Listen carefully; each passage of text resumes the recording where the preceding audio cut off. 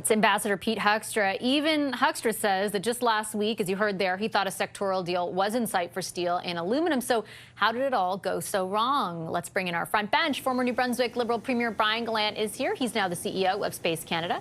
Former Conservative Deputy Leader Lisa Raitt is with us. She's the Vice Chair and Managing Director of Global Investment Banking at CIBC. CTV News political analyst and former NDP leader Tom Mulcair is with us, as is the Toronto Star's Queen's Park Bureau Chief Rob Benzie. Hi, everybody. Hi, good to see you. Benzie, I'll start with you just because I know I heard you there in the scrum with the Premier yelling questions at him. What is your assessment at this point of what really went wrong in this whole thing? I mean, I think that Donald Trump was looking for a reason to withdraw America from these talks. He saw this ad a while ago. He talked about it early last week and said he would have run the same ad if he were Canada. And then Thursday night comes, he gets on Truth Social and starts tweeting maniacal things about how he's abandoning the talks because the ad is allegedly false. It's not. It quotes Ronald Reagan accurately. Ronald Reagan opposed tariffs. The reason we have a free trade agreement with the United States in the first place is because President Reagan and Prime Minister Brian Mulroney signed one in 1988. So the idea that these talks were totally derailed by a 60-second commercial that the Ontario government has been airing in the United States for the past 2 weeks seems improbable, Vashi. If the talks were going so swimmingly, they wouldn't be derailed by a pretty tame ad, all things considered. All it does is quote Ronald Reagan from a 1987 speech talking about how tariffs and protectionism can cost jobs in the United States and how it's not the way to go.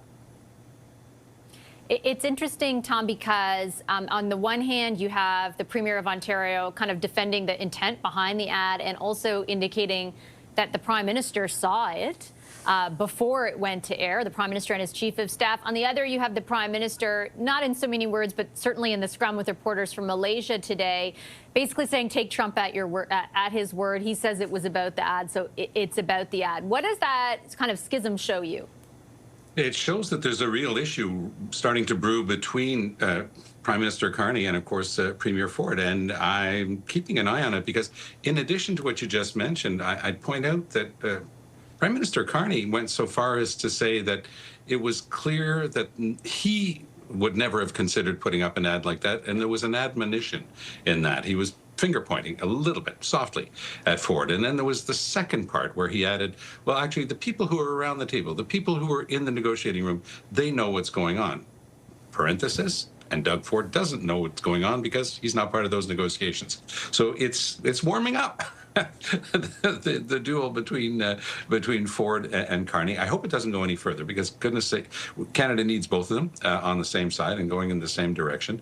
But it's the bit where Ford affirms. It's a strong affirmation. He affirms that Carney saw it. I'm not sure he knows that much about the Prime Minister's agenda that he can make that affirmation, unless he's got an email from Mr. Carney saying, oh, no, I've seen it. And his Chief of Staff, I'd be very surprised that he actually took the time to look at something like that. So I'm not sure where this is supposed to go right now, but I do think I'm very much on the same page as Rob. I think that this is just another excuse by a very experienced grifter named Donald Trump, who's breaking the card table because he doesn't like the hand that he has. He was going to have a deal with Canada, then he's not going to have a deal. And yeah, he really didn't like having Ronald Reagan served up in his face. And there was nothing wrong with Ford's ad on that level. I took the trouble, like I'm sure a lot of other people, to listen to all 5 minutes of Reagan's speech back in '87.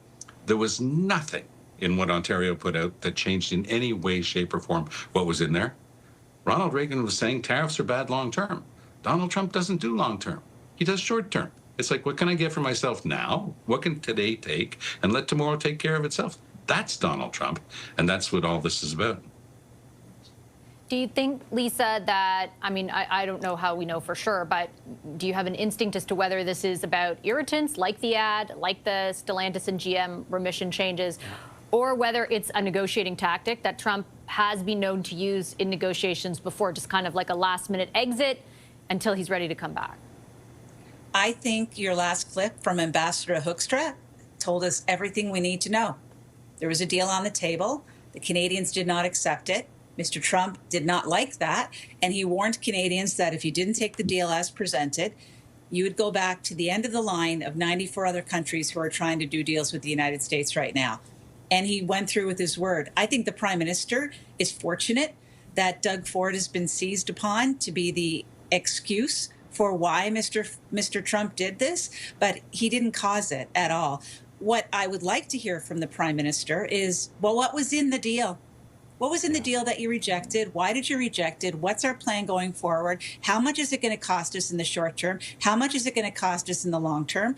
I can't really fault Premier Eby or Premier Ford for fighting, because there are two really big things not included in that deal: autos and forestry. So where are those? I mean, I was really hoping that that speech last Tuesday was going to lay out some of these things. We've been hearing about the rumor of a deal being imminent for many, many, many days. The Americans were talking about it, and we didn't sign off. Why? I'm sure it's good reasons, but we deserve an explanation.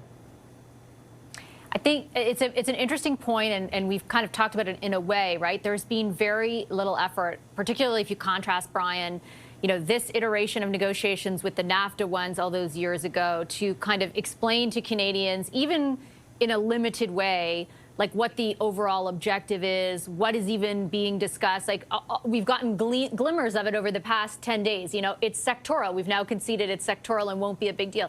We heard steel, aluminum, and energy. We don't hear, to Lisa's point, anything about forestry or anything about autos. Like at the end of the day, to the Premier's point, like Premier Eby and Premier Ford, like ultimately represent sectors that are asking the questions that we are right now, which is like, where is this thing at? Why did it go off the rails? Where are you hoping to take it?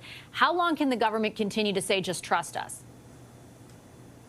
Yeah, a lot in there. So look, I think the idea that they are maybe not as sort of forthcoming as some would like is a very fair point. And my sense would be that they're basically taking the tact of being very quiet, very sort of factual, meaning they'll talk about things that are pretty much a certainty, other than potentially putting out that there's going to be a deadline for the trade deal this summer. But I think they probably learned from that mistake, and I think they're just being very factual. And this isn't the first time, as you mentioned a while ago, Vashi, that the president has done something like this. So I believe that they're basically just saying, okay, that's what he's doing. We just got to react and sort of keep on keeping on, basically. Now, is that the right tact? I don't know, but it's certainly the one that they have taken over the last few months. And as Tom mentioned, it's kind of like, no, take the president at his word. So he's not getting baited into sort of fighting on the rhetoric. Again, is that the right approach? I suppose we'll ultimately see, but that's definitely my sense of what Carney and the team and his team are doing.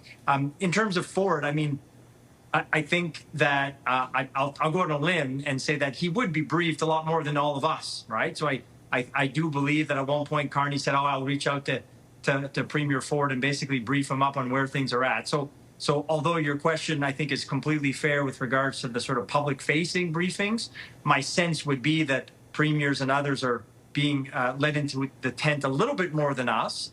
To what extent, I'm not sure. And is it enough? I don't know. But I do think we have to give them the benefit of the doubt for that. And in terms, lastly, about Ford and the ad, I mean, I agree with Benzie's, I think everyone's agreed in Benzie's opening remarks. I'll just add, I mean, the idea that you latch on to a province doing something, criticizing you, and then you basically retaliate on the whole country for that is ludicrous, right? And I used the example on CTV this weekend. If Gavin Newsom or the state of California criticized Prime Minister Carney or the government of Canada, I think nobody in a million years would ever believe that it would be okay for the government of Canada or Mark Carney to say, well, I'm done with the trade talks with the U.S. because the state of California criticized us. I mean, it's really pretty ludicrous when you think about it. So to Benzie's opening remarks, I think it's clear they already had some tension. I agree with sort of Tom and Lisa's analysis. They probably had a sticking point or a few of them, and they didn't like where it ended up ending, and essentially they walked away because of that.